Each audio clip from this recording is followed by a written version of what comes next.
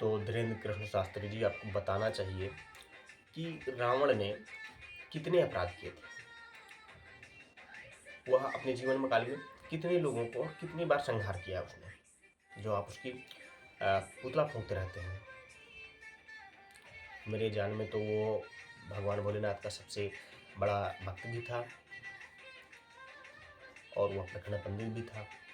अपना शासन चलाने के लिए उसने जो भी अपना तैयार किया होगा, बल छल बल दल का, वो उसने किया होगा, वो तो अलग ही मसला है।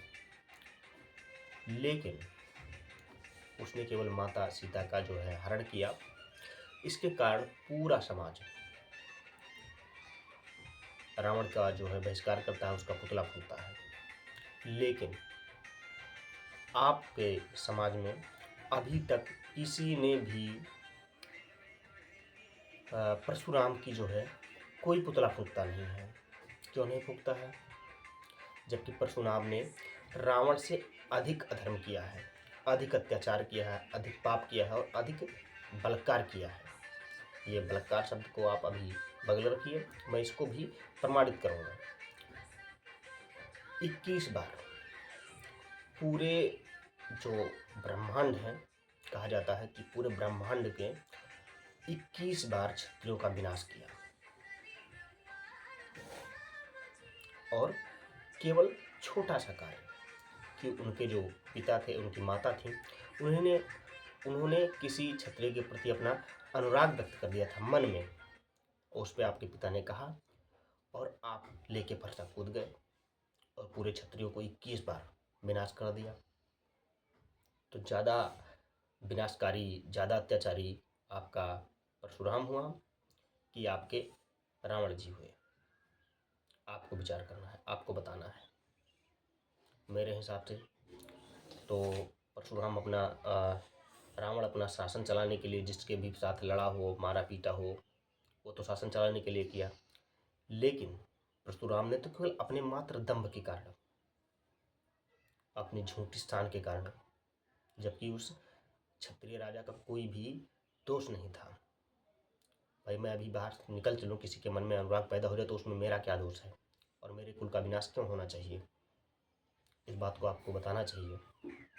लेकिन आप लोग उसी परशुराम जयंती को मनाते हैं और फरसा लहराते हुए दिखाते हैं कि फिर बोलोगे तो फिर क्षत्रियों को हम लोग विनाश करेंगे। लेकिन अब ऐसा नहीं होने वाला है, कोई आपके बहकावे में नहीं आएगा।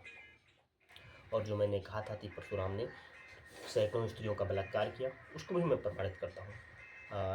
भगवत पुराण के अनुसार जब सभी क्षत्रिय मर जाते थे, तब उनकी जो विधवाएं स्त्रियाँ होती थीं, वह पुत्र की लालसा में परशुराम के शरण में जाती थी कि परशुराम, मुझे पुत्र की आवश्यकता है।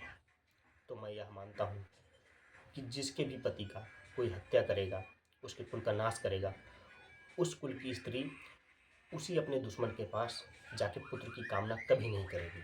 अगर वह पुत्र की कामना करती है तो उससे कलंकनी स्त्री कोई नहीं हो सकती। बाकी यदि परशुराम भी हार गए होते तो आप भी उनकी पुतला फूंकते।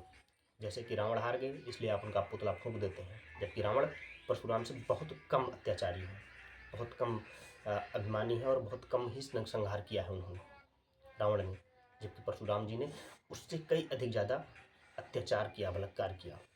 लेकिन आप केवल, अगर रावण हार गए उसी प्रकार अगर परशुराम भी हार गए होते तो आप उनकी भी पुतला फूंकते। लेकिन परशुराम जीत गए इसलिए आप उनको जय जयकार कर रहे हैं, क्योंकि हम लोग तो जीत गए, इसलिए जीत के साथ भी खड़े होते हैं। आप भी खड़े हैं, और रावण हार गए होते तो रावण के साथ खड़े हो जाते। बाकी मैं इस पॉइंट व्यू पे ज़्यादा कुछ नहीं कहना चाहूँगा। बस आज के वीडियो में मैं इतना ही कहूँगा। मिलूँगा आपको किसी अगले वीडियो में। नमस्कार।